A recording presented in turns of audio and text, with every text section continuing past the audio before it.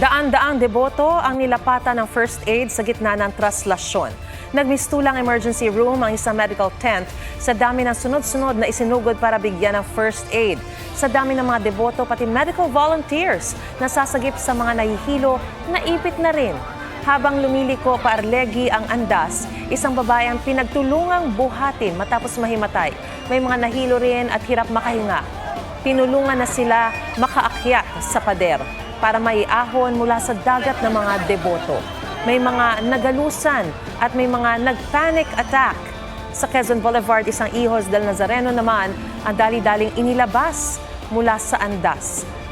Bago naman nagsimula ang posisyon na sawi ang photojournalist na si Ito Son nang atakihin sa puso habang nagko-cover ng pahalik sa Quirino Grandstand. Naisugod pa siya sa ospital pero binawian ng buhay. Hindi naman ito itinuturing ng simbahan na casualty ng traslasyon dahil matagal na raw na may sakit si Son.